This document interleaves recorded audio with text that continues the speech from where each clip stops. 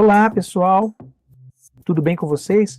Eu não estava planejando fazer vídeos longos neste canal, mas recentemente assisti a um vídeo do Nicolas Ferreira que trouxe algumas verdades importantes. E para não tirar o conteúdo de contexto, decidi postar esse vídeo na íntegra. Se vocês gostam desse tipo de conteúdo, não esqueçam de deixar o seu like, comentar e compartilhar com os amigos.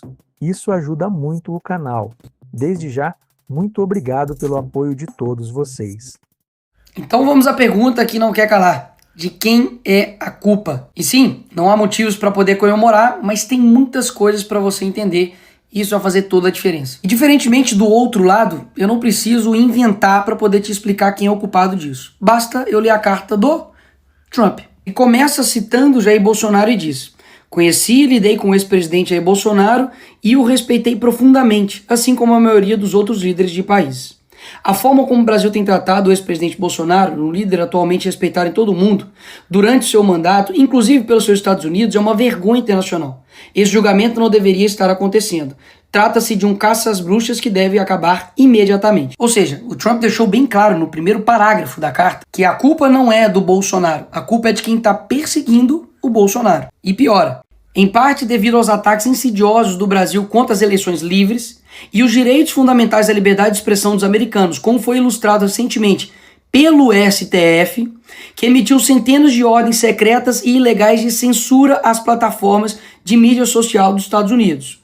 Lembra disso aí? E para poder refrescar aí a sua memória, o assessor do Trump ele foi detido pelo Moraes aqui em Brasília em 2021. O Alexandre de Moraes também derrubou o X, o Twitter, aqui do Brasil. E também derrubou a Rumble, que é uma rede social que tem ligações muito próximas com a Truth Social, que também é uma plataforma criada pelo Donald Trump. Dito isso, não sou eu, Bolsonaro, a direita que está falando. É a carta do Trump.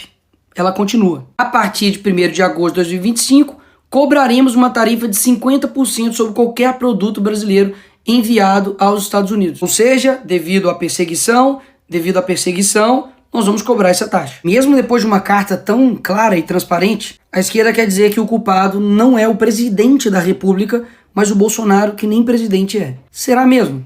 Vamos ver. Lula, antes mesmo das eleições, já falava que o Trump era nazismo com outra cara e chamou ele de desumano. O Lula deixou navios de guerra do Irã atracar aqui no Brasil, mesmo os Estados Unidos fazendo pressão contrária. O Alckmin, que é vice do Lula, participou de um evento no Irã ao lado do líder do Hamas e outros 3 líderes terroristas. Voltou até a exigir visto para o cidadão dos Estados Unidos para entrar aqui no Brasil. Foi destaque no mundo inteiro quando comparou as ações de Israel a Hitler. Ou seja, atacando o principal aliado dos Estados Unidos na guerra entre Israel e Irã. E aí o que o Lula esperava? De que essa conta nunca ia chegar? Ela chegou e muito cara. Mas ela tem um motivo, como vocês viram. Não foi do nada. Mas existe uma forma de resolver isso. No fim da carta do Trump ele fala: essas tarifas podem ser modificadas para cima ou para baixo, dependendo da nossa relação com o seu país. A solução está na mão do governo. Basta ter um mínimo de relação diplomática com uma nação importante, que é o caso dos Estados Unidos, parar de perseguir seus opositores aqui no Brasil, dar uma maquetada no STF para ele ficar no canto dele, que as coisas vão ser resolvidas. Caso contrário, Lula, você vai ferrar todo mundo. Ou vocês acham que isso daqui é fazer diplomacia? Eu não tenho medo de você, inclusive. Boa! Fuck you, Elon Musk. Vou usar o termo vira-latas depois de jornalistas perguntar sobre Lula e Trump. Trump disse que vai anunciar a tarifa contra o Brasil. Ah, e é bom lembrar que até esse momento aqui, a tarifa estava em 10%. Calma aí que nós não chegamos nem na melhor parte do vídeo. Vai por mim. A resposta do Lula para tudo isso foi essa. Se ele vai cobrar 50 de nós vamos cobrar 50 dele. E o que isso vai resultar?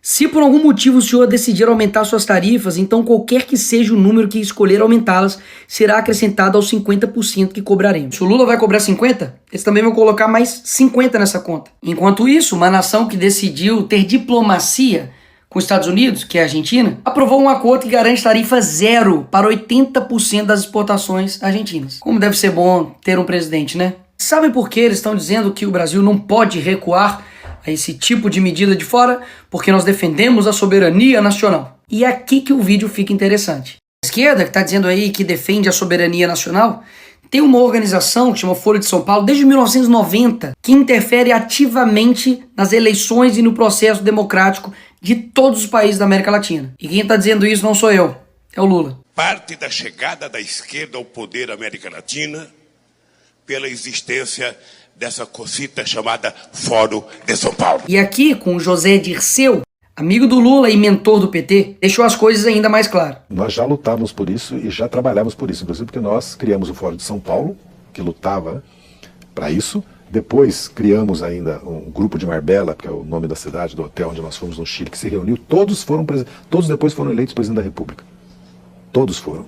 Todos. Então quer dizer que os Estados Unidos não pode aplicar uma sanção em defesa da liberdade, mas eles podem interferir em todos os outros países da América Latina para poder implementar, literalmente, ditaduras. E pausa. Quem é pior?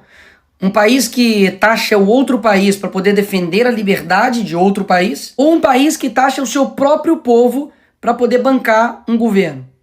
E aí? Quem é pior? Lula pede ajuda à China para regular redes no Brasil. Ora, isso aqui não ataca a nossa soberania nacional? Quando o PT lá em 2016 pediu proteção internacional diante do impeachment da Dilma, não era ataque à soberania nacional, né? Tenho certeza, não era interferência, era só uma ajuda, né? Quando a Gleisi, deputada do PT, pediu numa TV árabe ajuda a todo mundo árabe pela liberdade do Lula, aí não era interferência. Além dessa balela que eles dizem defender a soberania nacional, eles também não respeitam a soberania nacional dos outros países, pelo visto também não. Foi lá na Argentina visitar uma condenada por corrupção e fazer lá cartazinho para ela ser livre, em outro país. Eu já ia me esquecendo, esse aqui é bom demais. Aqui está o Felipe Neto pedindo ajuda internacional para o John Biden, para Kamala Harris, para poder conter o Bolsonaro aqui quando ele era presidente. Como eu disse, qual que era a desculpa deles? De que nós não precisamos de intervenção, mas precisamos de ajuda. Quando somos nós, é intervenção. Quando é a esquerda pedindo, não é intervenção, é ajuda. A Dilma também, quando foi nos Estados Unidos e na Europa buscar apoio contra a prisão do Lula, com certeza também não foi pedindo nenhuma intervenção no Brasil, né? Até mesmo porque o Lula estava na Noruega. Por fim, o que esses dois aqui estavam achando? De que eles iam implantar aqui uma ditadura, calar seus opositores, perseguir, deixar inelegível por nada. Porque eu não sei se você sabe, Bolsonaro não está inelegível porque ele tentou dar um golpe. Foi porque ele fez uma reunião com embaixadores. Convenhamos, né? Derrubar a rede social, se aliar a ditaduras, e tudo isso não teria um preço. E ninguém do mundo livre lá fora olharia e falaria, opa, peraí, vamos conversar. Mas como nunca teve esse relacionamento, afinal de contas, o Lula diz que ainda não teve interesse em conversar com Trump, um dos únicos líderes mundiais a não se encontrar com ele. Por essas razões, a sanção econômica veio. E repito, ruim para o Brasil. Mas como você viu, existe um porquê. Ignorar a boa diplomacia, promover perseguição, censura e ainda fazer provocações baratas vai custar muito caro para o Brasil. Enfim, eu avisei. Se a gente não parasse o Lula ia parar o Brasil.